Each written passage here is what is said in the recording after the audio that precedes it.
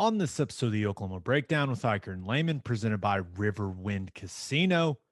Well, there is a report out there that OU and Texas are going to the SEC. We break it down from every angle. In Football Guys Talkin Basketball, we discuss the Milwaukee Bucks winning the NBA title with an all-time performance from Giannis in Game 6. And to finish up, we give you our winners and losers of the week.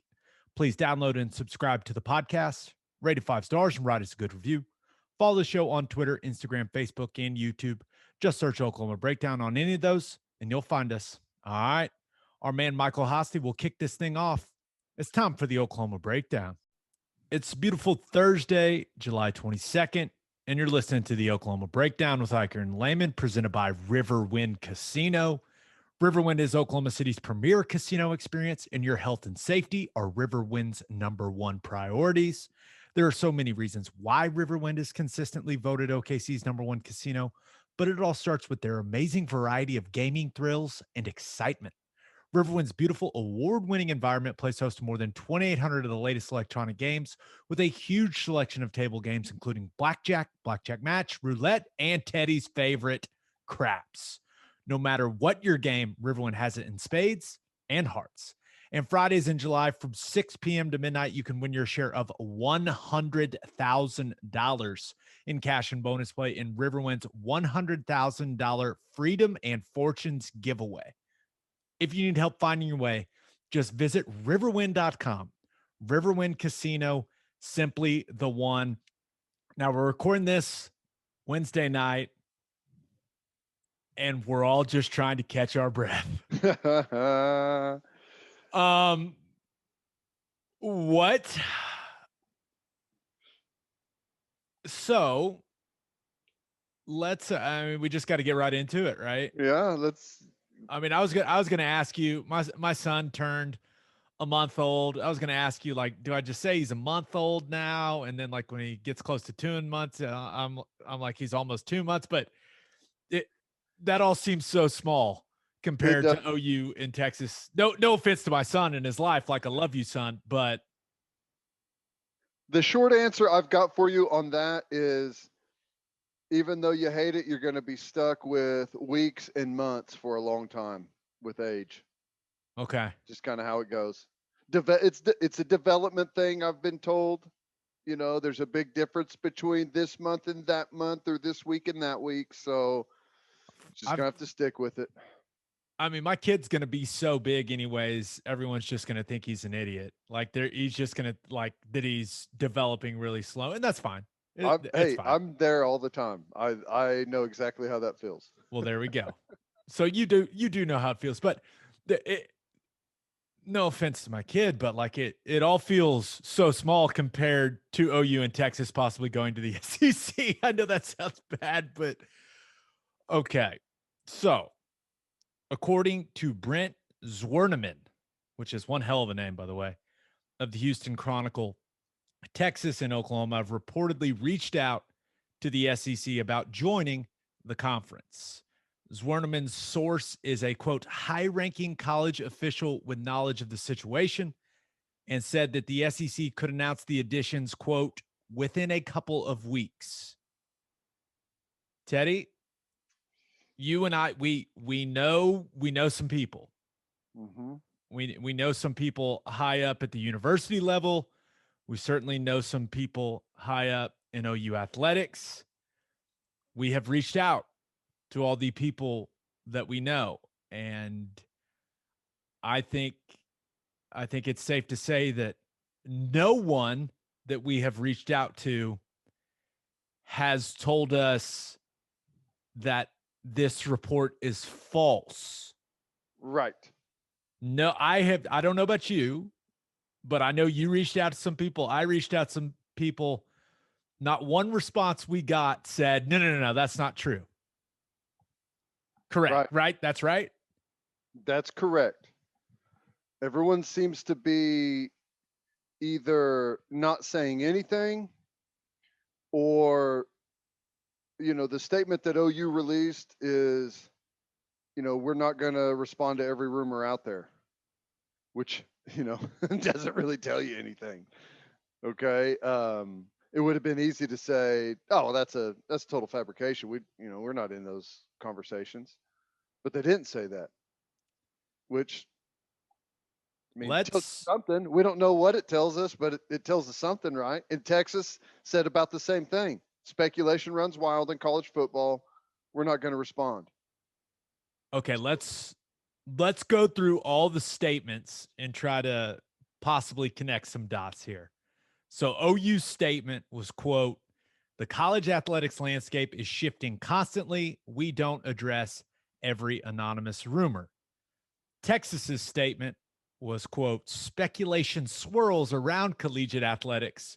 We will not address rumors or speculations."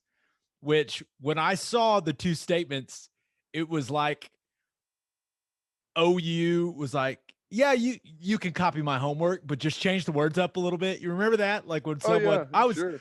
yeah, I was a nerd. So, be like, hey man, can I see it? Can I forgot to do it. Can I copy it? I'm like, "Oh, of course you can.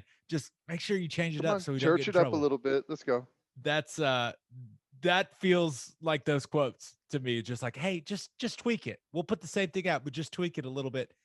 So then we have SEC Commissioner Greg Sankey, who was asked about it at SEC Media Days. He said, "No comment on that speculation."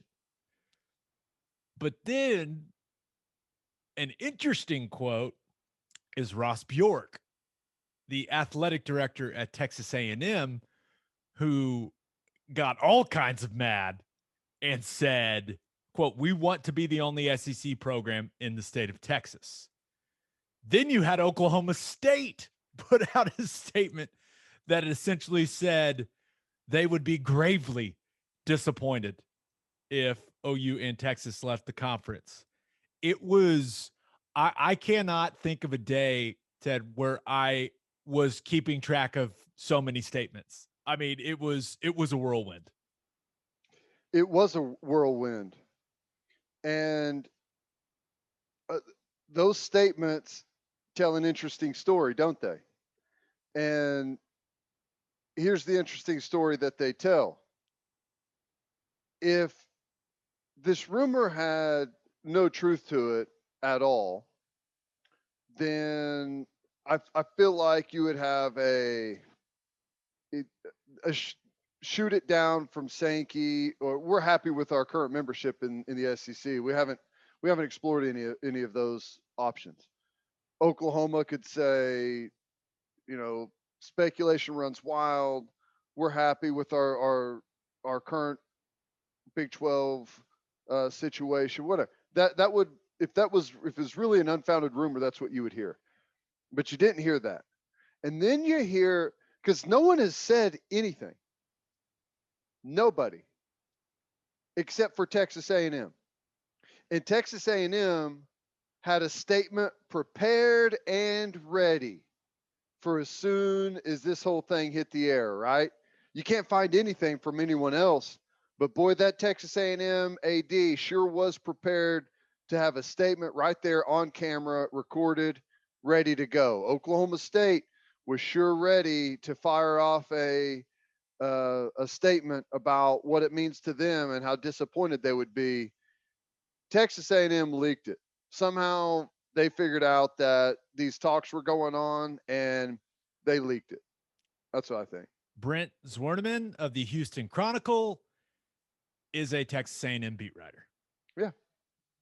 So, yeah, when you start looking at the statements, you start connecting some dots.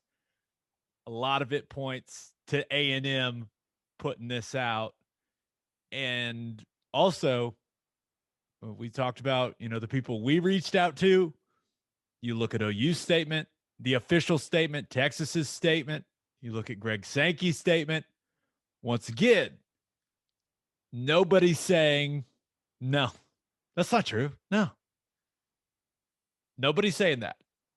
Right. Nobody at all. So, Ted, what do we do here? Do we get overly excited and start going through what a 16-team SEC would look like with OU in Texas? Do we talk about how you and I have been saying this for a while, that this would be an awesome move for Oklahoma? Like, how do we approach this? Because there's so many angles to look at this thing from. Well, just call it how it is. This would be huge for Oklahoma. It'd be massive. It would be awesome for Oklahoma's fan base. It would be great for recruiting. The reward is massive, but it doesn't come without risk. If if you do go to the SEC, you better play some football and you better do it quick because you'll initially get a little bump in recruiting and everyone's going to be all excited and you're going to be able to say, well, we're a part of the SEC now and this many championships and all of that crap. Fine. But, if you don't win games and do it in a hurry, you have a chance of slipping to the middle of the pack. And we've been picked to win the Big 12 probably unanimously for the last decade, I would say, right? Probably. If not number one, number two. If we were to, a lot of people think we got a chance to win a national championship this year. If we were in the SEC, we probably wouldn't be picked number one in our division if we were either in the East or the West. That's the nature of that conference. It's going to be way more difficult.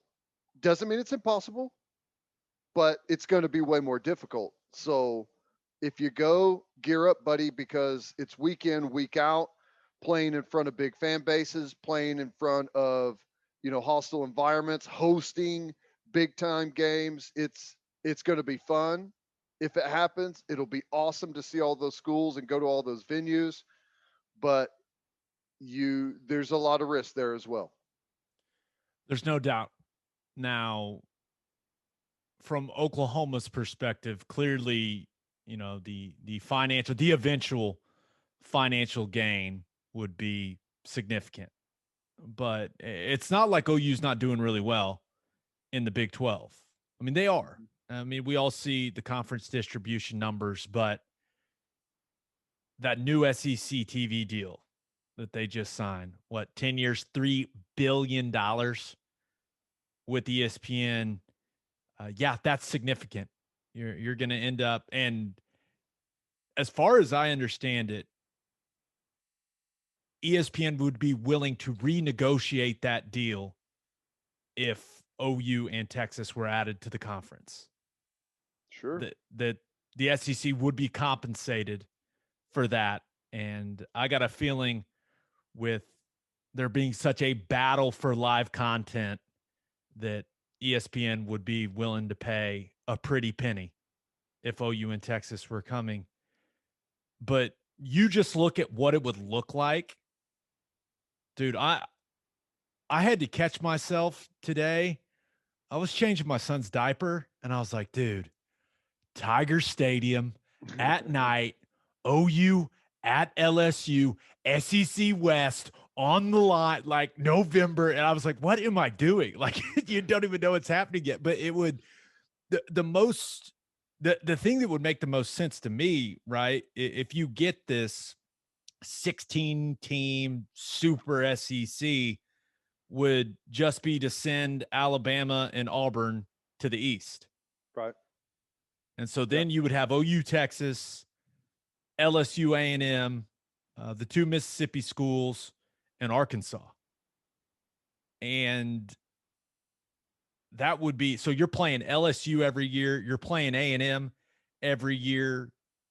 I think a rivalry would definitely develop with Arkansas just because of the proximity of it. Like, and then you're playing the crossover games. Now, would it be, since you got 16 teams, would it be, the divisions would obviously be 8-8. So you'd have your 7 division games. Are you playing 2 crossovers, maybe 3? Like, I mean, you could really make it what you want. You've got an absolute stranglehold on college football if this happens. So you could really make the schedule what you want, right? Yeah. And, also within the last week, there's been a couple of different things come up as far as the SEC is concerned. One, getting rid of divisions, getting rid of the divisions because the current schedule is pretty ridiculous in how limited the crossover games are because everyone has their one tie-in crossover, which leaves one more, at random, I guess, or however they decide at crossover game. And it gives you ridiculous stuff like Alabama hasn't gone to Florida in like 20 years or something crazy like that. I don't know exactly what it is, but so there's been talks about getting rid of divisions and going to a 9-game conference schedule. And you can do that a bunch of different ways. And that would make sense. Um, the division thing gets really hard under the current season with that many teams in a division. It gets really hard, and you're going to be faced with playing a lot of conference games and not much conference crossover. And, it makes it difficult if you do that. My guess is they would probably look at doing away with divisions, but Yeah. it's all a guess. Yeah. Because there's also been talks about scrapping the conference championship game if you're going to a 12-team playoff. But that means lost revenue in the championship game, so don't know if that's going to happen. Yeah, I think Sankey's made it pretty clear that the SEC championship game is not going anywhere. Mm-hmm. So this is all really exciting, I think, for most people to talk about and being able to just think about what it would look like and how many more significant home games OU fans would have in front of them. And that's something that, we've heard Joe C talk about a lot, right? Is that they are constantly fighting the battle against convenience of watching the game on TV. And Ted, you've been very critical of OU's home slate some years, especially when it comes to conference play. And this change, I think it would certainly, and it's not like the fan base has fallen off at all, but this would reinvigorate a lot of fans that have gotten kind of bored by the home conference slate. Yeah. And that would certainly be significant for the university, just looking at it monetarily. Timing could not have been worse for Oklahoma. You get hit with the pandemic in 2020, and what happens there is you peel back your attendance massively. People opt out of season tickets. They've got an option to opt back in, but a lot of people have said, it's actually kind of nice not going. It's not bad watching at home. It's a big headache. I'll just do it at the house again. And a lot of people aren't picking up those season tickets again. So the pandemic was a huge factor in that. And you look at if you think this year's schedule is bad, take a look at the 2022 home schedule. It is horrible, horrible. And that's a massive factor. If tomorrow Joe C says rumors are true, we're finalizing a deal right now to go to the SEC, you know what happens to season ticket numbers? Boom, through the roof instantly. Everyone who ever opted out is opting right back in. If you weren't on the list, you're calling in to get your name on the list immediately. People want to see the LSU game at home, the Auburn game, Arkansas, hell, anyone. Almost anyone in that conference is better than the home slates that we've had in the Big 12. So timing, the pandemic, I think if this is true, I think the pandemic forced Oklahoma's hand here. How much do you think it has to do with money? And you're saying the revenue shortfalls of the pandemic year. I mean, that affected everyone, Oklahoma included, but also, do you think if it does happen, it kind of just has to do with, President Harris and Joe Castiglione looking at college athletics as a whole and going, you know what? Let's pull the trigger, right? We're seeing the NCAA weekend. We're seeing everything change with NIL, all these things. Like, you're seeing all this change in college athletics. It's becoming more and more about money. You think they just looked at it and they're like, you know what? Let's go where we'll make the most money. We may not win the conference that often, and that's the reality of it. Because OU's dominated the Big 12. I mean, it's clear, but they will not consistently win the SEC. I mean, it's hard, man. That is the best league in the country, and it's week in and week out, right?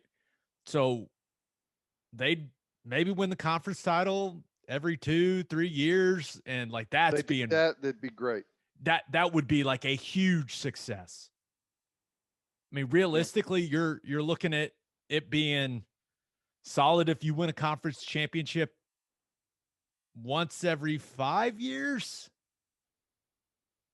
When is the last time in this conference that Oklahoma has taken the field and been at a disadvantage roster-wise? Probably, I don't know, those Texas teams in the mid to late 2000s. Those were really, really talented teams, right? So a decade? Oh yeah. Definitely more than a decade. Well, if you were in the SEC this year, you'd probably take the field at a deficit roster-wise, depending on what your schedule is, 4 times. 2, 3, 4 times. And it hasn't happened in this conference in over a decade. That is a massive factor. And it would. You can't just show up and beat people with better players. It would take a little bit too, right? And Lincoln Riley, Alex Grinch, they got recruiting rolling, right? But you have to get you got to get bigger at the line of scrimmage, right? You look at the guys in the SEC, especially along the defensive line, and this year's defensive line for Oklahoma would be the most competitive they've had. You know, I think the most talented and the deepest they've had in a while, and I don't know where that defensive line would rank in the SEC. I think it'd be up there. They'd rank great. Yeah, I think they would be right up there. But it's not just your starters. It's depth. It's like, what does your backups look like? What's your freshman class look like? I mean, I'm not necessarily talking about starters only. I'm talking about, like, you know, what does it look like year after year at all the different position groups? So we stack up, and the timing would be great for us right now. Whenever we're on the upswing, we've got things rolling in a good spot. But you know, it's just to kind of point out that it's going to be way more difficult. That's a good thing, though. I mean, no. That's a good thing. I'm with you. Life would change drastically for OU fans, right? There would be an adjustment period because you're used to it feeling like the sky is falling if you lose one game. And well, you're also used to whenever you lose one game, the team you lose to going, oh shucks, man, it was just we don't know what happened. It just kind of ball bounced our way, and you know, you're walking out of the stadium and the fan base is like, boy, that was crazy. We didn't think we were good. We thought you guys were going to kill us. You know, what a game, man. Don't take it out on us next year. You lose a game in the SEC, they will let you have it. You know what I'm saying? It's like whole that'd demeanor. Be so fun. It is, but everyone's used to everyone kind of dancing around, and you know, you're the overall favorite. It would be a total change, which is good, but it would be a shock to the system. Dude, we're going for a 7th conference title in a row this season. I know. Like, it would take a little getting used to for, you know, coaches, players, fans, everyone, right? There's going to be an adjustment period, but damn, it would be fun. But there are quite a few hurdles right? When you look at, and I'll say this, Jeff Ketchum, who runs orangebloods.com, is the, Texas site for rivals. He put this out here, and it's a guy that's dialed in at Texas, and you know how some of the people there at Texas are. They like to talk. They like to leak things out, Mm-hmm. Ted. And he just put a tweet out there, and it says, two elements of this Texas OU. I'm going to switch that. Two elements of this OU Texas to the SEC story that we will have in a free story soon. Number one, OU and Texas are expected to inform the Big 12 in the next week or so that the two schools do not intend to renew rights agreements. Number two, Texas is prepared to say goodbye to the Longhorn Network. Oh, that makes me think it's going to happen. Mm-hmm. I mean, I'm not going to lie. Like, him saying that Texas is cool with giving up the Longhorn Network, like, that makes me think this is almost a done deal. Yeah. And I mean, all the stuff we've talked about, people not saying anything, no one denying it. I don't want to get too excited because I love the Big 12. I do. I mean, it's the conference we played in. Like, I take a ton of pride in covering the conference, but it's hard not to get excited about the possibility of OU hosting A&M, or even just think if OU played Ole Miss this season, where would that rank right At now? home? At home, for the home games. Ole Miss is a better team than Nebraska. Iowa State would be the better home game this year and this year only. Typically that is not, like, when we're saying Iowa State's a great game, that tells you something. What would be crazy is you'd play Ole Miss at home, and maybe they're 4-2 at the time or something like that. They'd be rocking people into town on Wednesday to gear up for the game on Saturday. You know what I'm saying? It's like that's the type of football atmosphere you're talking about. Yeah. It just means more. I'm going to go on record. I'm going to go on record here. I will not be saying it just means more. I will also, and I feel like quite a few OU fans listen to this podcast, Ted. Under no circumstance, even if OU joins the SEC, under no circumstance will we do the SEC chant. It can't happen. That's where we got to put our foot down on that one. We'll be proud members of the SEC if it happens, but the SEC chant will be banned from Gaylord, Oklahoma Memorial Stadium. Banned, I say. I'm not just saying you can. I'm demanding, Gabe, that if I ever say, well, it was just the Sugar Bowl, it wasn't a playoff game, so we didn't care about it. If I ever say that, you slap me, okay? Deal. You slap me. Because I'm a friend. We cannot go down that whole horrible downward spiral that they've gone on. Yeah. Okay, so let's look at kind of the roadblocks to this happening.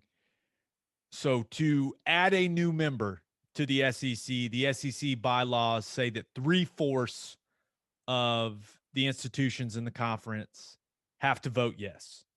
So that means 11 teams would have to vote yes to allow OU and Texas into the SEC. So Kurt Bowles, who has been covering Texas for forever for the Austin American Statesman, says that he had people from A&M and Missouri tell him that they would be a hard no, which is hilarious. No, they won't. That they say that, and I'm telling you, and I think this is like a bigger picture thing because everyone's looking at the SEC and the Big 12. I think this is more of an ESPN versus Fox thing, right? ESPN has the chance. I mean, how many times is OU the big noon kickoff game? And how many times is Texas, the big noon kickoff game? Yep. If They thought it was a joke. They thought it was a joke whenever they said quit putting us at 11 a.m. Thought it was a joke. Everyone thought it was really funny about we signed the contract and we'll abide by it. yeah, oops. Yep. Well, Biggest it's flex of all time. it's possible ESPN looks at this opportunity and goes, "Hey, we can take a huge piece of Fox's inventory if we go get OU in Texas, and they'll be willing to pay a premium price on top of what the new SEC TV deal is, because live content is king, and Texas is a huge brand. OU is a huge brand. So that's kind of the bigger picture side of things for me. But so you've got the 11 teams that have to vote yes. And when I was thinking about it, I was like, all right, who would vote yes? Who would vote no? Why?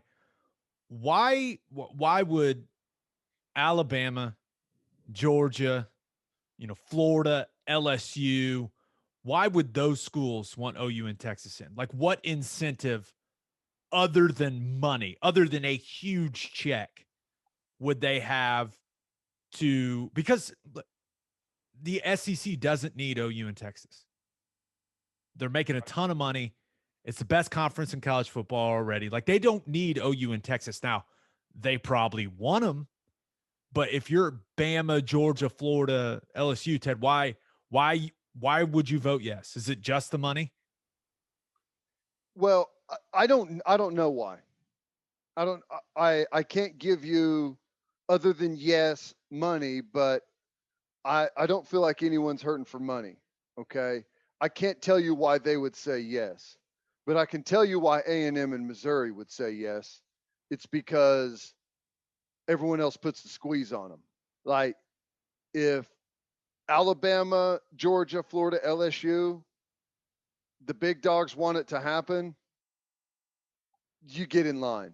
You know what I'm saying? It's like, you don't want them in, huh? Actually, why don't we just replace you guys with OU in Texas? That kind of sounds good to us, because you don't really, not that I don't even know that they can do that. I'm just saying, like, if the rest of the conference puts their foot down, then they'll step in line. That's kind of how those things typically work. But I don't know, Alabama, Georgia, Florida, LSU. If you go to them and say, we want to add Texas A&M to the SEC, they say, okay, yeah, program, big fan base, energetic fan base, haven't won a championship in 80 years, not a threat, but a lot of TVs there and a lot of recruits in that state to give us a presence there. We can start showing up and being a bigger threat in the state of Texas. And that has happened. Absolutely. But now, if you go to Alabama, Georgia, Florida, LSU and say, we want to add Oklahoma and Texas, well, you make Texas the state way. Now, you get a ton of TVs. You've now probably got 80% of the TVs in Texas on college football Saturdays, and there's a lot of TVs in Texas. But you also invite two huge programs in to recruit that same area. And they already are, but it's going to make it going to make it easier on Texas and OU on some of the players that they've been losing to the SEC. So aside from money, I can't really give you a reason as to why. Because they're already, they're pissed about playing extra SEC games. They think the conference is too hard. So I can't tell you why other than money, because it doesn't make things any easier on anyone unless they go without divisions and scrap the championship game. That's the only way it makes it more palatable for those schools.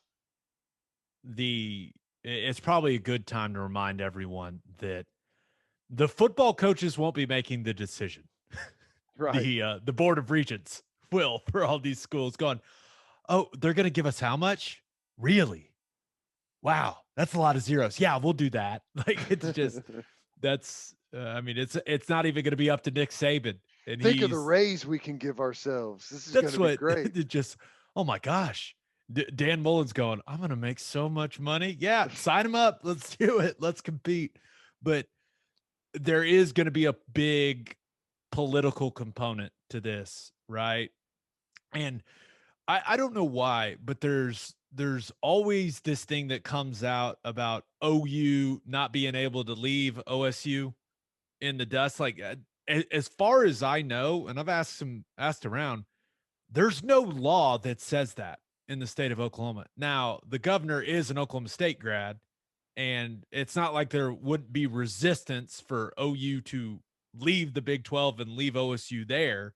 Like, of course, there's going to be some debating there in the legislature, but with the amount of money, and once again, it's all about money. It always is. With the amount of money that OU would be able to bring in from moving to the SEC, the leadership in the state would look at it and go, do you see all those zeros? I mean, that's a lot of zeros. And that's a lot of money being brought into the state. And it's, I don't see Oklahoma State, even though they put out their great statement, I don't see Oklahoma State getting left behind being a roadblock for Oklahoma going to the SEC. I mean, Texas A&M was able to leave Texas. Like OU's going to be able to leave Oklahoma State.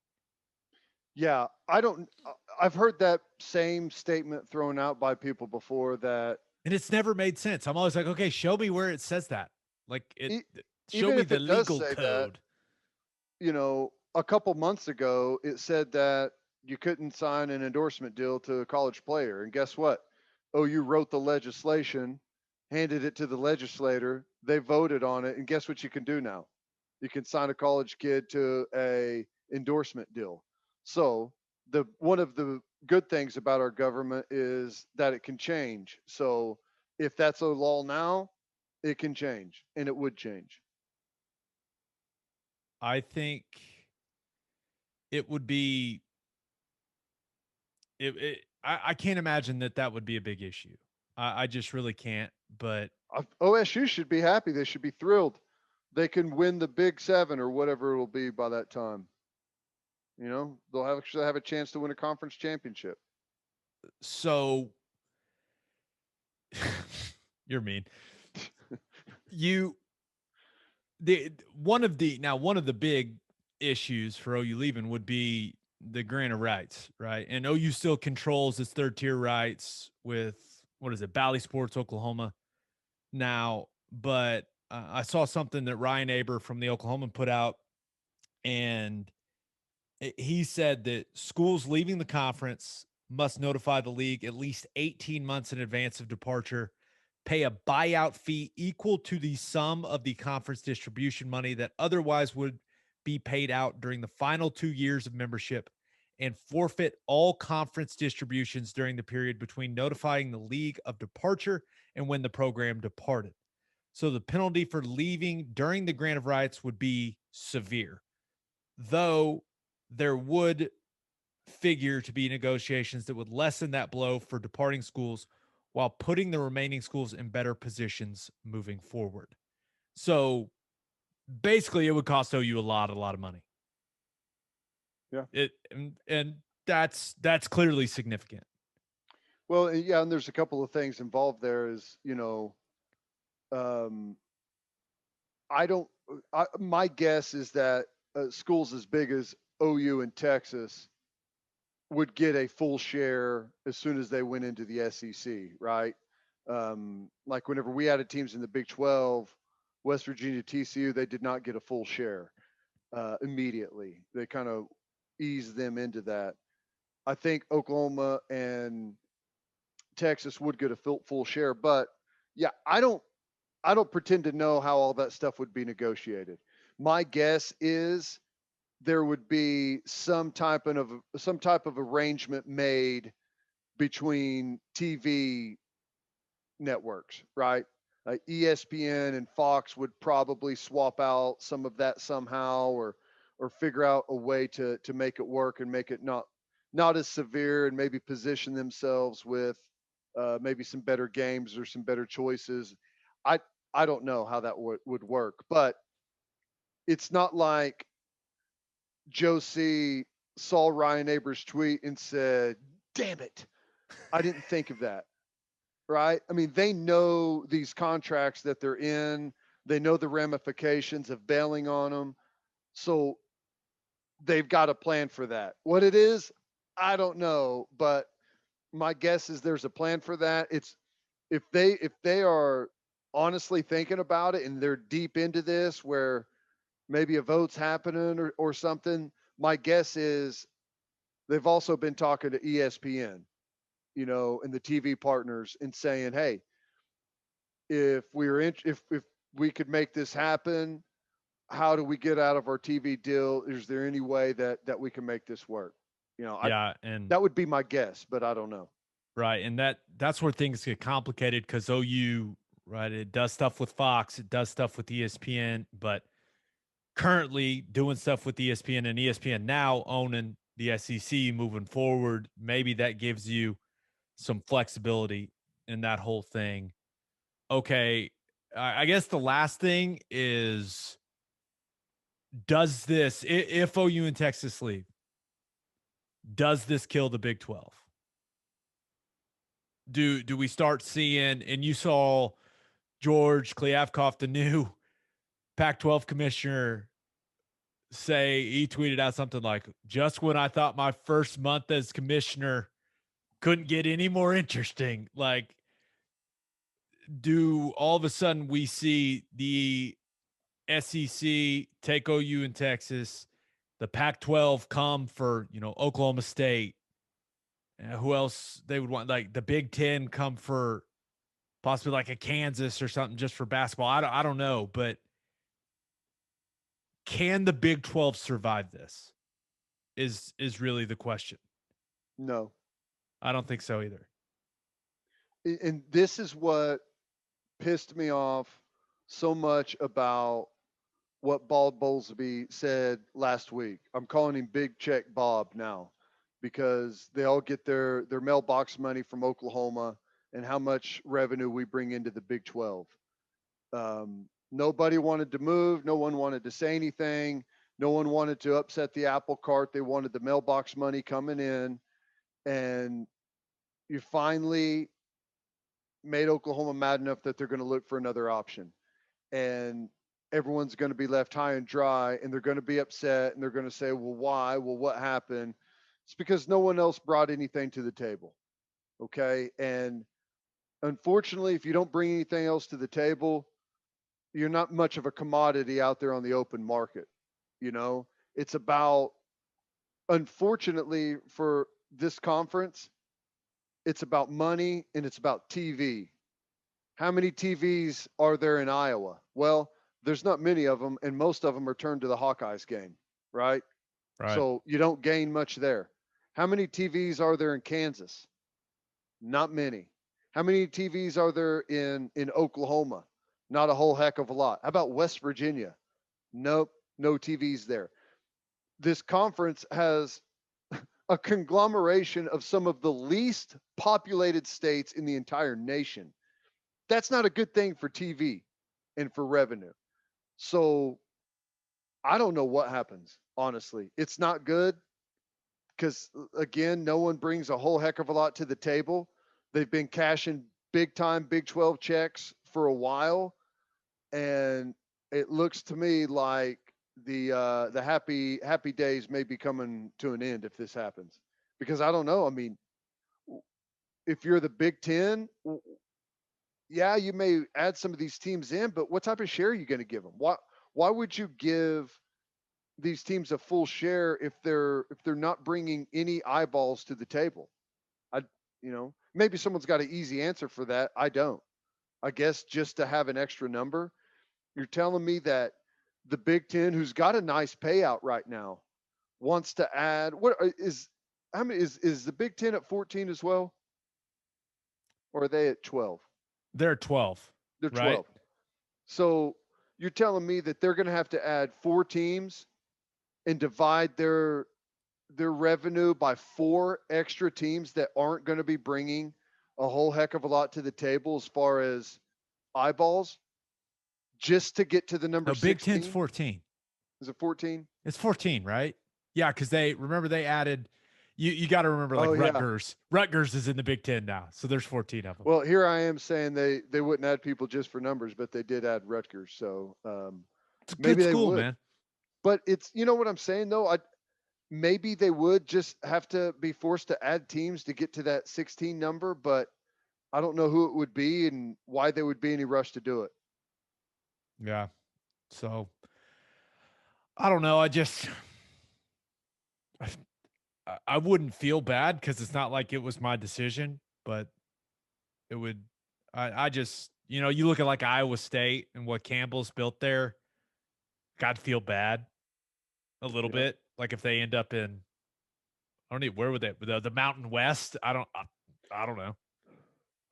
They with the current state of their program, they'd probably get swooped up by the big. I mean, that would be one you would take with the Big Ten, and I I guess maybe not. Heck, I don't know. But you're right.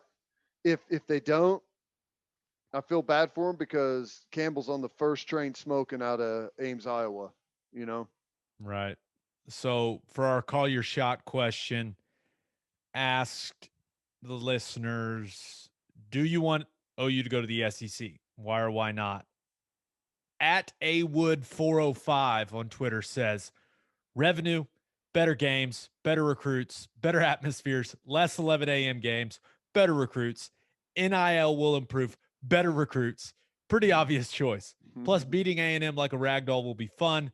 Think about the softball and baseball matchups too. So much better. That's a really good point. SEC baseball is Yeah, I was going something to say that serious. earlier. Is we look at this through the lens of football as we should, but man, softball,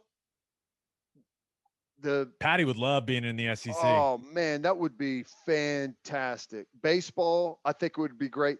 I think basketball would be would give us an opportunity to kind of, get out there and get a little bit more competitive and maybe start winning a bunch more games and get some recruits and stuff going.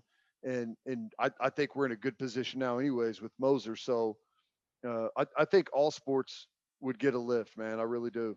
Moser recruiting SEC Let's country. get Let's go. S Steel 06 on Twitter says, would miss Bedlam. The list pretty much ends there on why I'd like to make the Big 12. Why I'd like to make the Big 12 better. But why couldn't you just play Bedlam sure. every year in the non-conference? Why not? Absolutely. Of course you No, would. no law against that. Of course you would play that game. Yeah. You played at the start of the year or end of the year. On the SEC, remember they have those rivalry Florida games late in the year. State and South Carolina, Clemson and stuff Yeah. like that. Yeah. Yeah, so that's already built into the SEC. I And mean, then you wouldn't. Oklahoma State has to have some way to sell those season tickets, right? By being able to go to the Oklahoma game, So you couldn't kill them on that. Ted, I just got a text from someone that's pretty dialed in at Texas Uh-oh. that says that he's hearing that UT, and I actually I got a similar text from Murdoch about this earlier. He said he is hearing that UT will inform the conference that they are leaving next week. I don't know what to believe, man. Is it weird that I'm nervous? Well, here's the thing. You can't say you're leaving next week unless you know how the vote's going to go. Right? That's true. Here's better the only other thing. You better whip the vote, man. Here's the only other thing. Now, it may be we got a package deal going, OU Texas. Pac 12, Big 10, SEC. We're out of the Big 12. It's just a matter of where we're going, Bidding and war. you know what I'm Bidding saying? war. Because if you can't just say we're leaving unless you know definitively that you're leaving. And I, they have to have an idea that the vote's going to go well, if not at the SEC somewhere, right? It Right. seems a bit premature unless they've already got the yeses. Well, any conference, whether it's the Pac-12, Big Ten, Pac-12 doesn't make that much sense. I know it almost happened back in, what was it, 2011 with the That's the realignment. only reason I even said that is because it was almost happened before. Right. But it doesn't seem to make sense now I with would the state hate of that that. conference. Right. That would not be good. But that's kind of the only thing I can think of. Here's the other thing that I love about that statement. It's like Missouri and A&M say they're both going to be a hard no. It sounds like everyone else in the conference has already said yes, and it doesn't matter if they're a hard no or not, right? Right. If Texas is already going to announce that, This may be the best call your shot response we've ever gotten. Vinay Schroff, sorry, Vinay. I hope I said that correctly. He slid into the podcast Twitter's DMs, Ted, and this is what he uh-oh. says. He says, in response to your call your shot for today, picture this, dudes.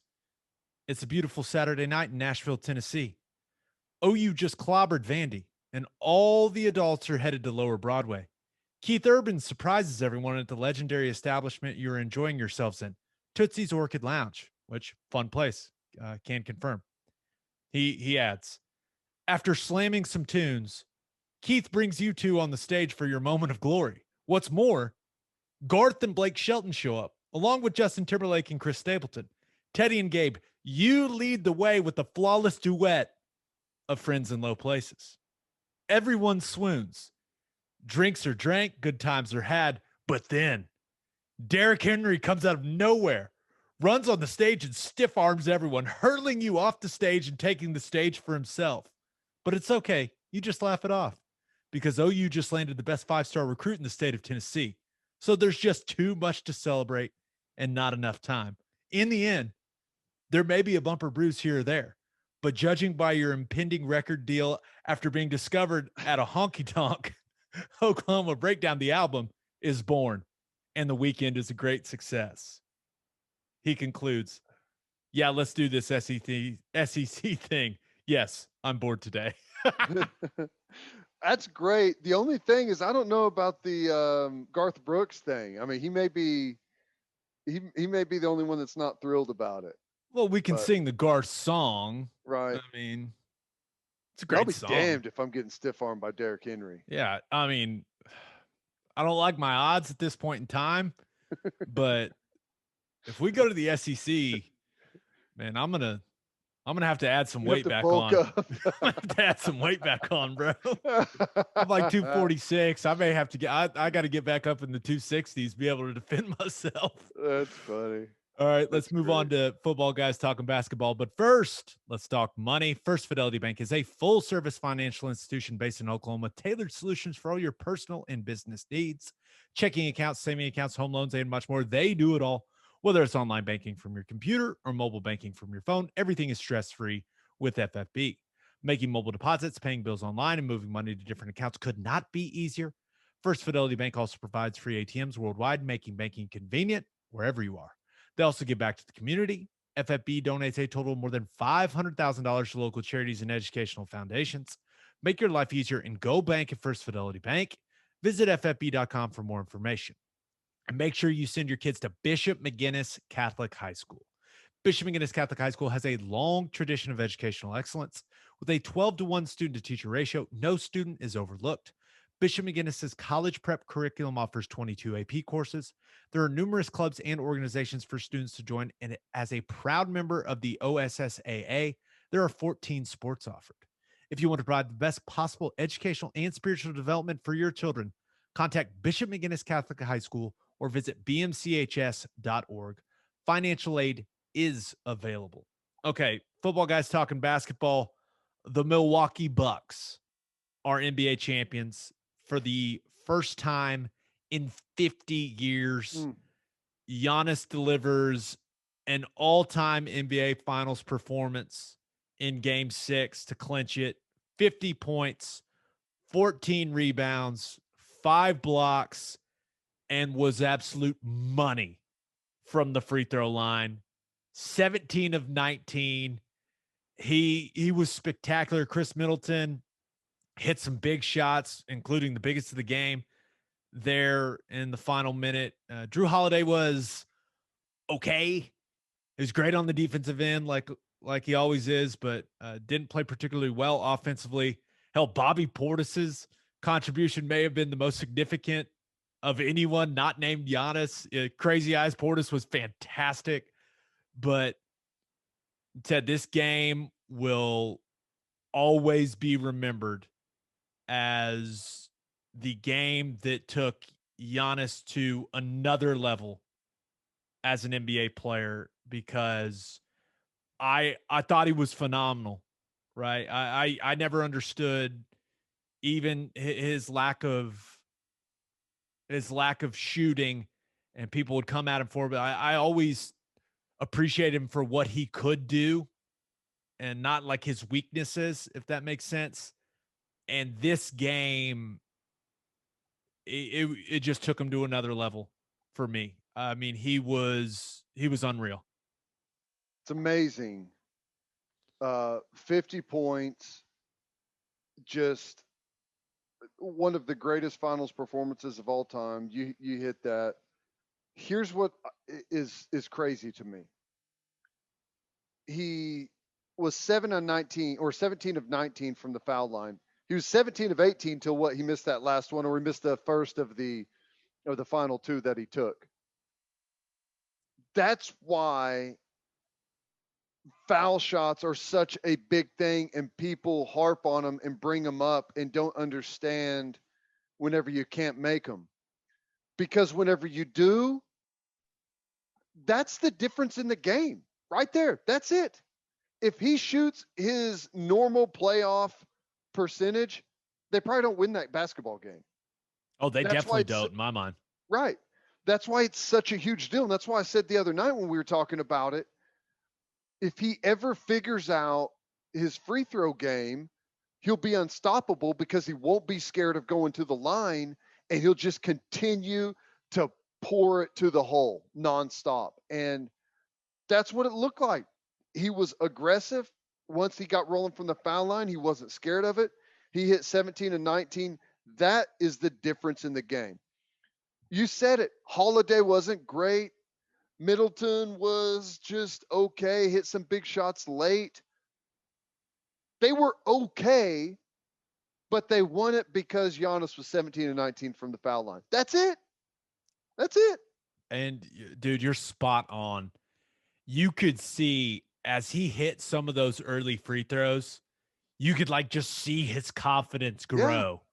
Yeah. And it was an assault on the rim. Like it's not like whenever he started making the foul shots, it's not like, oh my God, pray it goes in and you get a couple of lucky bounces and you make one of two. He pured them. He was puring them, like just pure as could be, confident. And you're right, full out assault on the rim.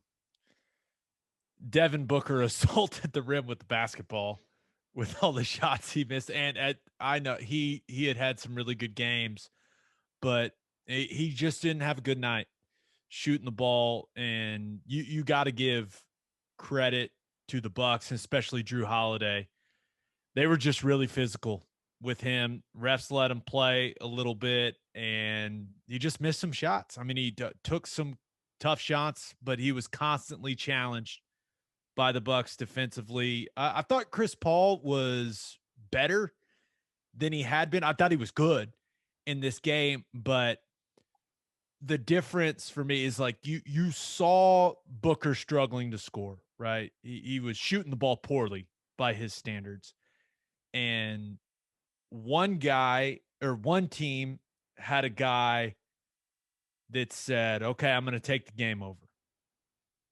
And Chris Paul just And I know that he's a point guard. I know it's all about distributing the ball with him. It's about movement and all those things. Like, I understand it, but you weren't getting anything from DeAndre Ayton. Booker wasn't hitting shots. At some point, I mean, you just got to initiate. You got to try to take the game over if you're Chris Paul. At least that's how I saw it. And I never really saw that from him. I thought there were some moments late in that game where he could have tried to take it over and kind of have the same mentality Giannis had. I know the physical differences are vast. I understand that, but I just, the last 4 or so games of the series, sometimes I just felt like Chris Paul was just floating out there. Yeah. And I don't know. It's weird. I don't know if that's the best way to describe, but it is weird. Well, here's the thing, at the end of the day, I think the best team won. The best team with by far the best player on the floor. And it happened to be in one of the most insane atmospheres we've ever seen. And an atmosphere matters in basketball. It matters. And I think it was a factor in that game. That crowd willed them to victory. It was insane. So I think some things could have happened to where Phoenix definitely won that game, or could have won that game, but it just feels like they were out of gas, man. It's tough to go on a long sustained playoff run when you're kind of the underdog. Like, you're not supposed to be there. It's just tough. And you could tell the toll it took on them. You saw how emotional everyone was afterwards. I will say this. The officiating deal going into the game, Chris Paul 0-12. Was it Foster? Is that the guy's name? Scott Foster. Yeah. I mean, it's absurd. There was a stretch in that game where I was like, are they just going to give Milwaukee every single call the entire night? And it did straighten up a little bit in the fourth quarter some, but I was like, it's just going to be blatant. They're just going to give Milwaukee the game. But it ended up evening out, I think, and was fine. And I don't think that was the factor. The factor to me was just the foul shots, man. It was the confidence of Giannis just taking over. But I felt bad seeing how emotional that Phoenix team was afterwards. Yeah. No, which is good. That's how it's supposed to be, man. Hey, you're supposed to be that invested. Not to open up any wounds, but you know what it's like to lose a title game. Not fun. That's true. It's true. I will say this. Thanks as I was watching. Sorry, I'm Appreciate sorry. Well, you were telling. Oh, I just hated to see. I was like, "What would be? You hate to see it. You lived it, bro." I'm sorry. That was man, I hit Bourbon Street afterwards. I'm sure they did the same thing. Yeah, just with tears in their eyes. Mm-hmm. Mike Budenholzer was like an inch and a half away from being fired. Right? If Durant's foot's not on the line, man. Yeah. And you talk about a game of inches. I mean, it's just crazy. He went, all these people criticizing him, saying he should get fired to, I mean, how long is he going to be in Milwaukee now? A long time, I assume. At least next year until the Nets run through them if they stay healthy. The Nets are, I mean, I'm sorry. I know everyone's on Milwaukee. I would never pick the Bucks to win. I mean, it's so hard to win back-to-back anyways, and I know Giannis is just an absolute freak of nature, but yeah, healthy Nets, I'm taking them over the Bucks every day of the week. Not even a discussion. Agree. But hey, they got it done. It was tough. They were close to being a massive disappointment, but hey, they pulled it off. Give them credit. And as I'm watching Giannis, as I'm watching all the emotion, I'm watching the fans go insane. It was only natural for all of us Thunder fans to watch this and go, this was supposed to be Kevin Durant and this was supposed to be Oklahoma City. That's right. And like, it kind of hurt, man. It hurt watching it for me. Like, I was happy for Giannis because he seems like the most likable guy in the world, right? But it just made me go back and relive all the missed opportunities for the Thunder. Whether it was, you can talk about trading Harden, but still they were there. Man, if Patrick Beverly doesn't blow Westbrook's knee out, like I'm convinced that they're winning the title that year. You go back to the 3-1 lead against the Warriors, like you just reliving all of these things. And it was hard to watch it and not think about Kevin Durant. And I will say this. I think the Bucks winning the title with Giannis staying there, I think that's a good thing for Oklahoma City. I think it's a good thing for the smaller markets in the NBA because it shows you can do it that way, right? You can build around that guy. You can put the pieces around him. Now, of course, you got to draft well. Maybe you got to make a risky trade like they did with Drew Holiday, but it's possible. The league, it had started to feel like, hey, you have to go to a big city and you have to group up with a couple other all-stars. Like that's how the league felt.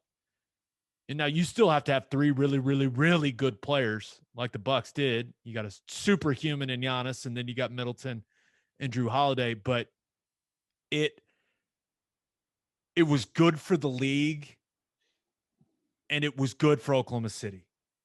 And so while I was trying to not cry about the Durant thing, I was also like, no, this is good. This is good for us. Small market, this is good.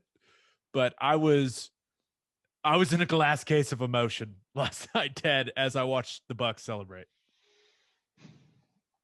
Do you want me to nod and agree, or do you want me to make you upset again? You just tell me the Thunder are never going to win a championship. I know that's what you're going to say.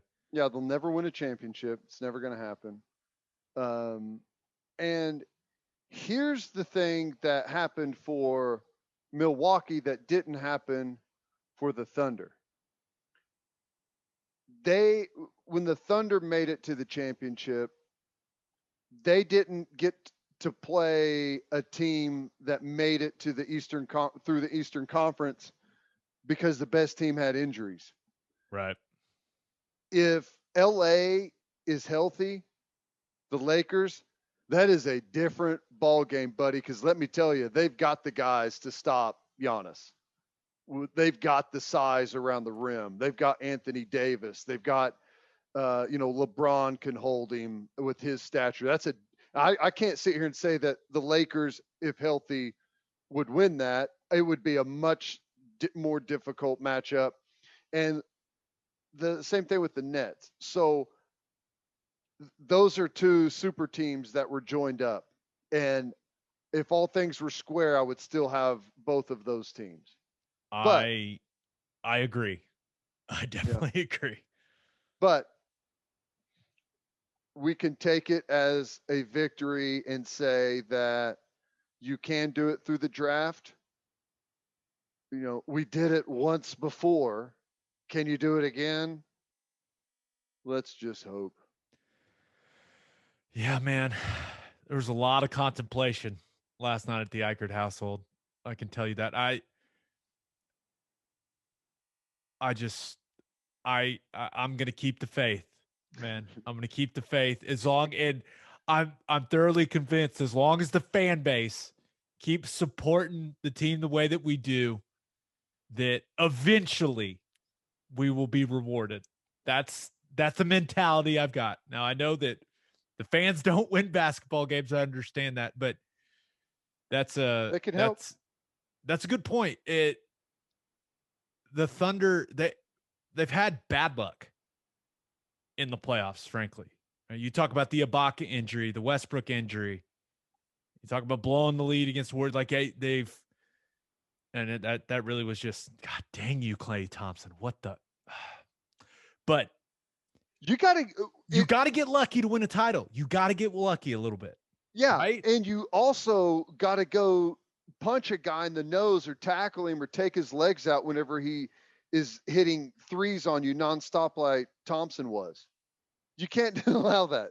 Someone's got to run out there and injure the guy, like in Happy Gilmore. Okay, you can't Don't say allow go that to injure a happen. guy. That's too much. But You you got to drive a you got to vehicle take onto him the out of the court. game. That's what football coaches say. People, you got to take. We got to eliminate him from the game. No, but I am happy for Giannis. I'm happy for Milwaukee fans. They're the second best fans in the league behind us. So congrats to them. How about this? Chris Middleton, Drew Holiday, Devin Booker, all heading straight to Tokyo for the Olympics together. What do you think Nice. that dynamic is like?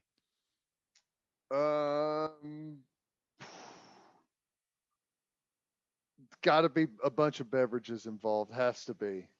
Do you think Has they to be. do you think Holiday and Middleton just have like their arms around Booker to like, hey man, it's all right? Or do you think they're just clowning him? Like, how's that working? I You wonder. start off with your hands around him, then you make sure he's okay mentally, and then you clown the hell out of him. Yeah, that's it. That it's, hey, we'll build you up. Then we're gonna start Right. taking our Just make sure shots. we're all good here, and then we'll take our shots. So Middleton, are they gonna have the parade without those guys? Without Middleton and Holiday? Those are like two of the three dudes. Can't have the parade without two of the three stars. What's the typical time frame on parade? You got plenty of time. You think they'll wait for him? They should wait for him. Well, you have to. How hungover were they for that flight? Or they're probably not even they probably weren't even hungover. They're probably still wasted. Yeah. That's a long flight though after a long night. It is. Yeah. And I don't know, dude.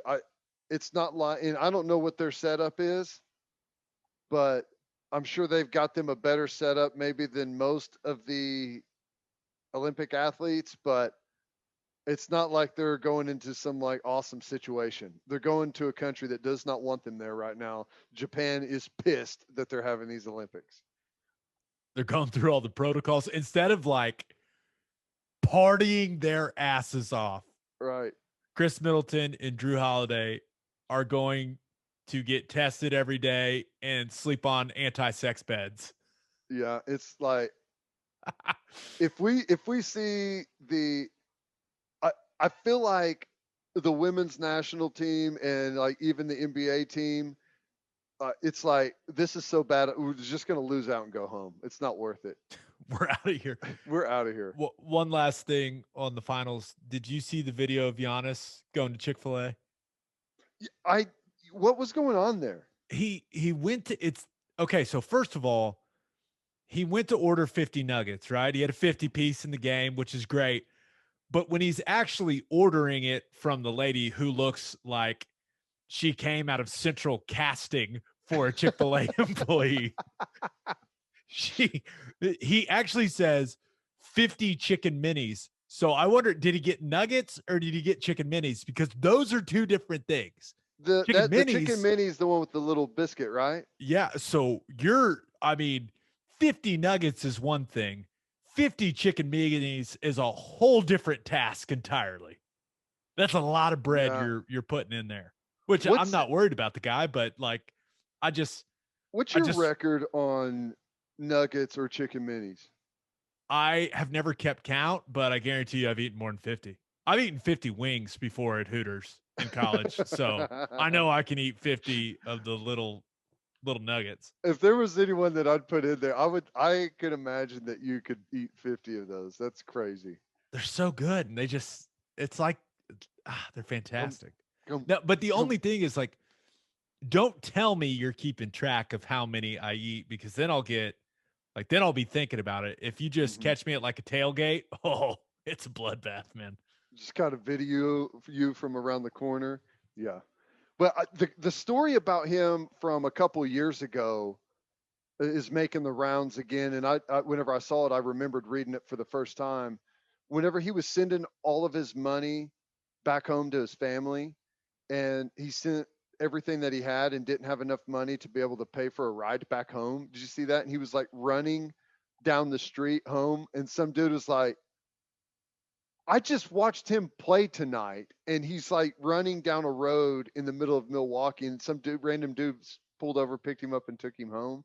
It's a pretty cool story. I will say, and I wrote this quote down because because Giannis may be the most, I mean, he may be the most likable superstar that I can think of. Like, I haven't heard, have you heard someone be like, I'm just not a Giannis guy? Like, I just, No, but I don't want to take anything away from him, but Kevin Durant was like that, exactly like him at I, one point. uh, Exactly. right when I said it, I immediately thought of Kevin Durant. I've tried, I can't quit you, Kevin Durant. I'm sorry. Yeah. But he, he had a quote. He said, "People help me be in this position. I didn't do this by myself. Every freaking day, people help me. I want to thank everyone." And I thought for him in that moment, you know, kind of just post game press conference, you just had the performance of your life to remember to say something like that. I thought that was pretty cool. He seems like a great dude, Yeah. and I Here's the advice I'll give the people of Milwaukee. He's a fantastic dude. He's awesome. I love how real he is. I love everything about the guy. Do not let him sign with Jay-Z's sports agency. Do not do it. Sabotage the deal any way you can. That is the exact moment whenever Kevin Durant changed. Whenever they tried to tell him you've got to develop a different persona than what you have right now. That's what changed him. there you go, Milwaukee. Mm-hmm. Don't do it. Don't let them do it. Okay, let's get to our winners and losers of the week. But first, do you own a business? If you do, you need Insurica in your life. Insurica is one of the country's largest insurance brokers with 30 offices throughout Oklahoma, Texas, and the Southwest. Insurica is able to customize programs by accessing the latest information from many insurance carriers. They compare and contrast coverage offerings and pricing in order to design a cost effective, comprehensive program to meet your business's specific needs. Insurica's clients become best in class businesses by working with Insurica's team of advisors to manage risk. Purchasing insurance is only one way to protect your business. Best in class businesses win by avoiding a loss in the first place. If your business partners with Insurica, you'll save huge amounts of money and take back control of your total cost of risk. I'm an Insurica client and you should be too. If your business wants to be best in class, connect with Insurica at insurica.com. That's INSURICA.com. And guys, summer is here, and you know what that means, baby. It is hard seltzer season. And there's only one hard seltzer that we drink on this podcast, and that is Will and Wiley Hard Seltzer from Coop Ale Works. It's perfect for any occasion. We drink it by the pool, at the lake, and at the tailgate. It's made in Oklahoma, and it's absolutely delicious. Maybe we'll bring it to SEC country. Maybe. Will Okay. and Wiley is customized for the Oklahoma lifestyle. Go find it right now in a store near you and go follow them on social media at Will and Wiley. As always, Ted, kick us off. Who do you have as your winner of the week? I really wanted to go with OU fans with this SEC news. Just think of the home games you're going to have, season ticket holders hosting LSU, Auburn, Florida, Georgia, May have to expand the stadium, Alabama. man. Yeah, how about these road trips down to Tuscaloosa, down to Baton Rouge? It's going to be awesome. Fayetteville. I'd like to go see a game in Fayetteville, but I had to give a shout out and give him some love. The winner of the week is our man Shane Beamer, friend of the podcast. He's absolutely killing it there in South Carolina. He's got the fan base riled up. It was a home run at SEC Media Days for him. They recreated the famous Spurrier photograph, which was awesome. A lot of his quotes have been fantastic about how he believes even more now that it's a championship level program and they're going to win there, and they can only control what they can control in their preparation to win games. I just love how good Shane Beamer is doing at South Carolina right now. I think he's winning with his fan base. He's winning with his players. He's winning with the media. Now, you got to go out there and win on the football field, but right now, I love all the attention and the praise that Shane Beamer's getting out there nationally. Love it. Did you see the picture? Yes. Awesome. That's when you know a guy gets it. That's right. And we've had Shane on before. I consider Shane a friend. He is a fantastic guy. And he's another Ted Lasso. He does have Ted Lasso vibes. He's I mean, Ted he Lasso. does. Now, he's got some intensity to him, just like Ted Lasso does. By the way, Friday. New season Friday. This week? I'm pretty sure that's what I read. Let's go. I know what I'm doing this weekend. Oh my gosh. Is it bad form to bury an entire season of, or do they release it by week? I'm hoping it's all at once, right? I don't know. I didn't watch the first season when it kept, so I don't know. Right. It's bad form to just bury an entire season in one weekend, isn't it? I kind of want it to be one at a time, like for a little like nostalgia's sake, where I there's build up to it, like I'm anticipating, that would be fun. You got to have time to really absorb each episode before you just watch it at least 2 times. Yeah. Gosh, I'm excited. But Beamer's the best, man. And if you don't know what picture we're talking about, there's an old picture of Spurrier where he's at a Coke fountain and Shane Beamer and the two players that went to SEC media days with him, they kind of recreated it, put it out on South Carolina's Twitter. But yeah, I was watching his press conference because I knew he was up that day. I was on SEC Network, and I was watching it, and he crushed it, man. The answer, and I started seeing, my Twitter timeline comment about Shane Beamer. Shane Beamer's awesome. Wow, he's killing it. Shane Beamer. And I was like, oh, glad the rest of you know now that this guy is awesome. So I'm with you, Ted. It was really good.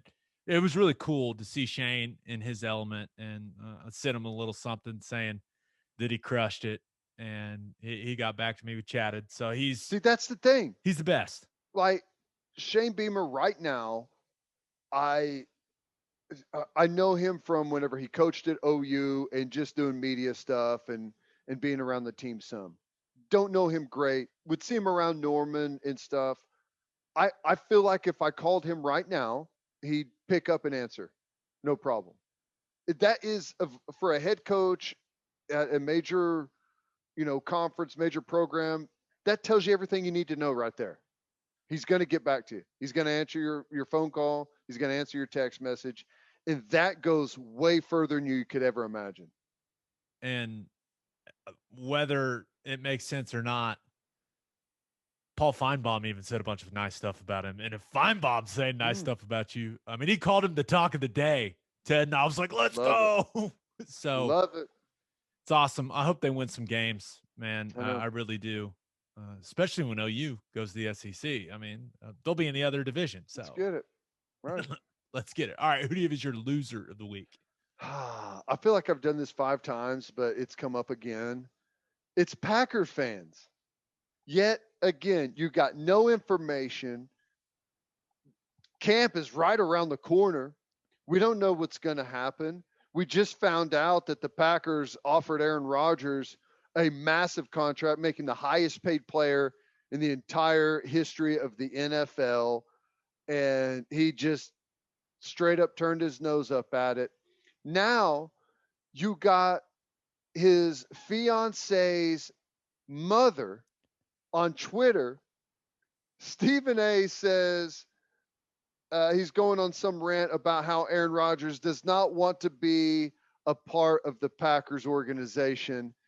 And mother-in-law to be quote tweets it and says, spoken truth. Mother-in-law getting in on the action. How are you supposed to feel about that if you're a Packers fan? Does she know what she's talking about? I doubt the future mother-in-law is a big-time football fan and just happens to be weighing in on what's going on up in Packers land. She has to know something, right? One would assume. Brutal.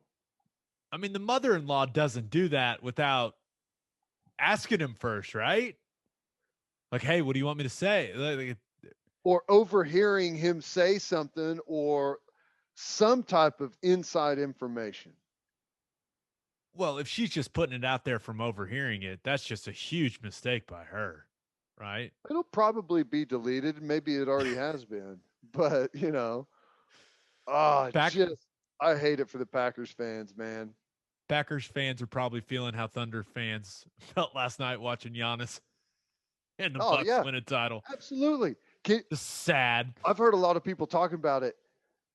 If they drafted his replacement and his replacement has been there all off season and they offered him a 5-year extension, making him the highest paid player in NFL history, they have to not like his backup, right?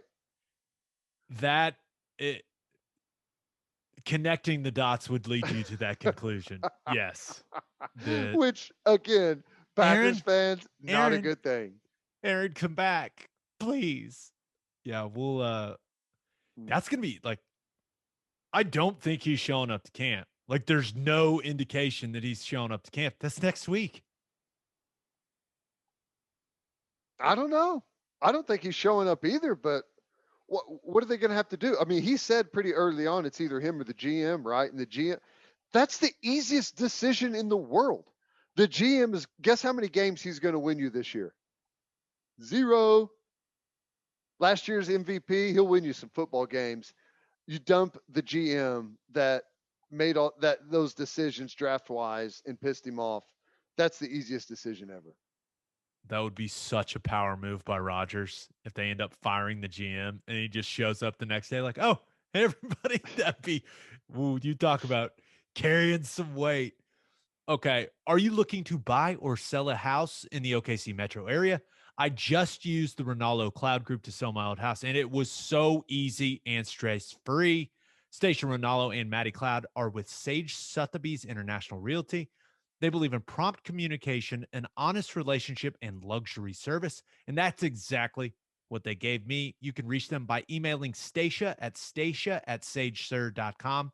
That's STACIA@SAGESIR.com. Or you can contact them on Instagram at @soldbystacia and @soldbymaddie_. You will not regret it. So for my winner of the week, Ted, thought about going with Deion Sanders because Deion likes nothing more than some Deion, and he likes nothing more than people talking about him and that stupid stunt he pulled with the whole "call me coach." You wouldn't call Nick Nick. It's like, what? Yes, I would. And the reporter's reaction, he was like, "Yeah, I would. I call Nick all the time." And he's like, "No, you wouldn't. You get cussed out if you do that." And he was like, "Okay, Deion."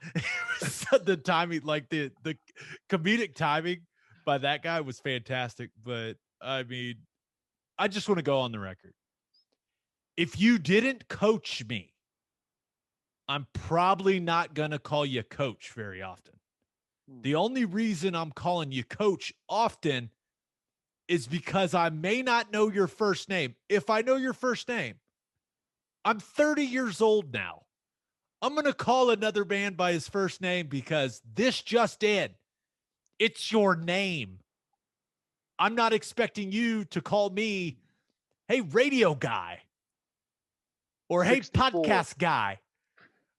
I'm not going to, just because you're a coach, it's not like some formal title. I can have respect for you and call you by your first name. It's not that serious, guys. It's not. It's your name, man. That's true. What? And I'm not saying that what you do is wrong.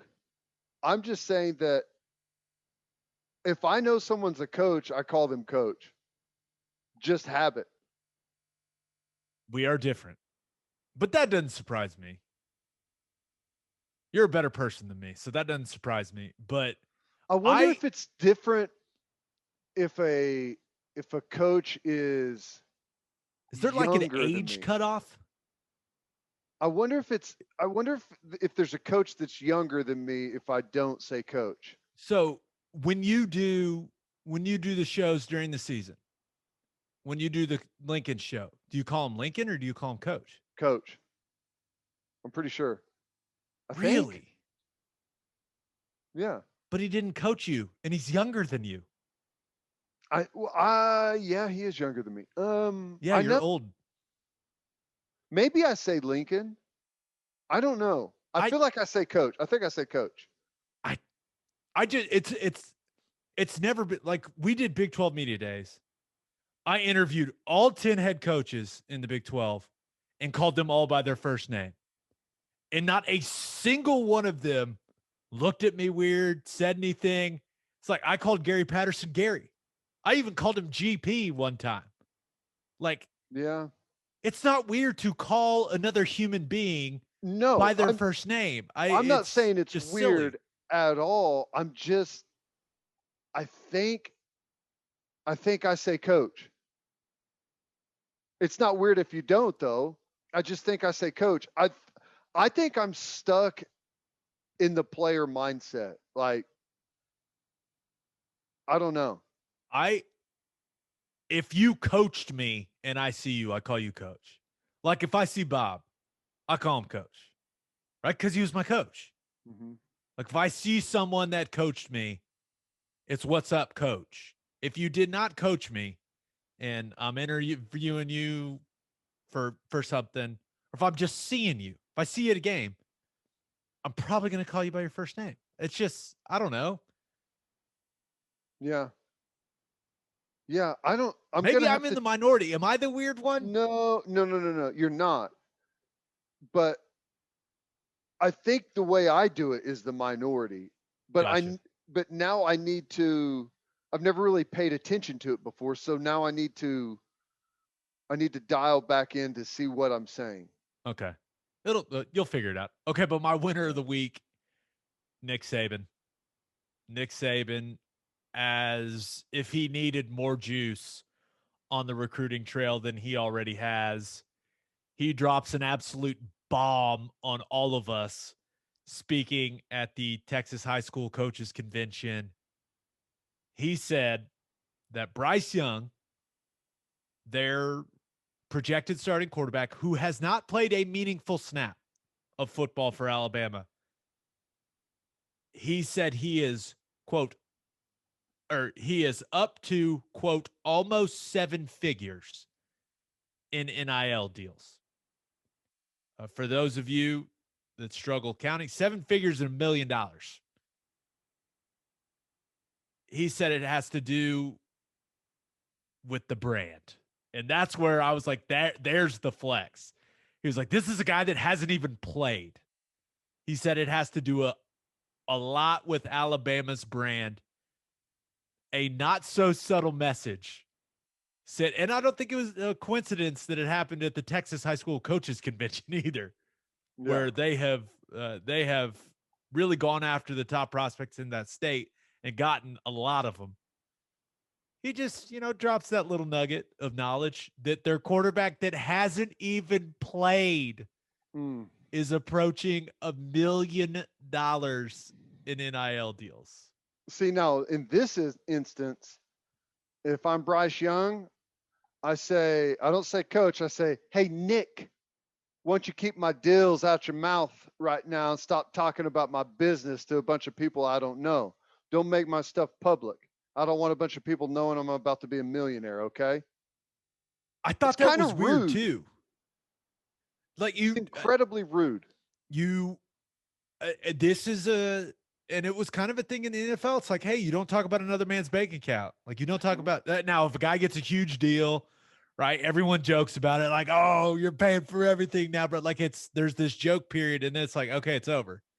But I thought it was kind of weird. And like, I Like, how's think that it, go in the locker room? well, and I saw some of the guys that were at media day for Bama say like, hey, we're happy for him. Right. We're happy but I just thought it was weird that it came from him.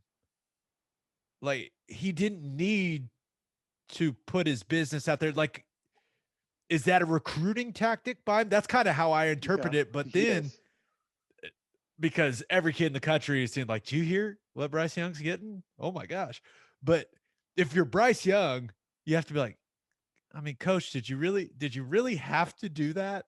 Like, I think people are assuming that I'm going to make plenty of money, but you really had to put my business out there like that? Yeah. I don't know. It's a little Yeah, weird. it was weird, but it's one of those things where coach is like, sorry, bud, you're getting that because of the brand, and the brand is going to use it as a recruiting tool. So I'm sorry about your luck. Enjoy the money. Yeah. Bryce Young's probably not that worried because he's like, No. I'm about to be a millionaire. This is awesome. Yeah, he's probably like, dang, you didn't have to put it out there like that. But then he's like, but yeah, everyone But let the knows people now. know. Let them That's know. right. Okay. For my loser of the week, thought about going with the U.S. women's national team. Oof. Soccer. We were all asleep, but they got rolled by Sweden 3-0 in their Olympic opener. What, 44 straight matches that they've Snaps a won? 44 match unbeaten streak, and they had won 40 of those 44. I Yeah. mean, what the hell? And it's not like it was a fluky last second. Oh my No. gosh, we messed that up. They got pounded. 3-0. And I mean, from everything, from the highlights I watched and the article I read, didn't sound like it was very close, Right. especially the quotes I saw from the U.S. team. Like, I was like, oh my God. So It's weird. I don't know. hopefully it's the wake up call they needed. Uh, I would like to go on record. I like watching them win. So figure it out, ladies. Let's go. Come on. Red, white, and blue, USA. Hey, these colors don't run. Let's go. Well, But my loser of the uh, week. I hope they get it together because let's be honest, they've been in the news a lot, and in a strange way, I think a lot of people are, I don't know if they're rooting for them to lose, but if they do lose, there's going to be a lot of that's what you get type of stuff, you know? I understand what you're saying, but I will say this. If you're rooting for any of the United States teams to lose, you are a terrorist. Yeah, I said it. Come on. It's the Olympics. That's right. Come on. I was thinking about like, there's no way any other country has that problem, right? It's just weird. Why would you cheer? Why would you cheer against the United States in anything? It's the Olympics. Like, if you're an American, Well, I mean, I guess the political stuff it's the like political that. stuff. Yeah, but dude, Well, put I it don't all know if aside. It's the Olympics. It's every 4 years. It's red, white, and blue, baby. Put everything aside. Put all our differences aside. We I cheer for America when this thing rolls around. That's it. That's the rule. I don't want to hear anything else. I agree 100%. Don't tell me you want the United States women's national team to lose and then you go cheer for China. I don't want to. Don't tell me that. I don't I want to don't think that's let's not happening. go down this road. I don't think that's happening at all. But I'll just say this. I don't think any other country has that problem. It's very unique to the United States. But I also it's also very unique that a national team would kneel in protest during their own country's national anthem. It's just a completely unique situation. You know what I'm Right. saying? It's Yeah. just I, no, I don't think there's anyone else that's going through that. I am ignoring everything that factors into this. And this is the one time like we all are cheering for the same It's team just here, get people. over it and cheer for the team. Is the red, white, and blue, the stars and stripes. Cheer That's for the it. jersey, not the player. I do nameless and faceless. All I see are the colors, baby. Red, white, and blue. Let's roll. But loser of the week, and you touched on it earlier, it's got to be Bob Bowlsby, right? And you've got the OU in Texas to the SEC stuff. That's got to be incredibly stressful. And I wonder if our man Bowlsby is rethinking the way that he handled those questions about the OU Nebraska kickoff situation. If that was the straw that broke the camel's back, then oh man, I bet you he's like, I probably should have handled that differently. But I feel he like was there's either going to be an announcement tomorrow that OU is going to the SEC or that the OU Nebraska game is going to be a 7 o'clock kickoff. Hey, either one would be great. But he was going to be my loser of the week before the OU and Texas to the SEC stuff started.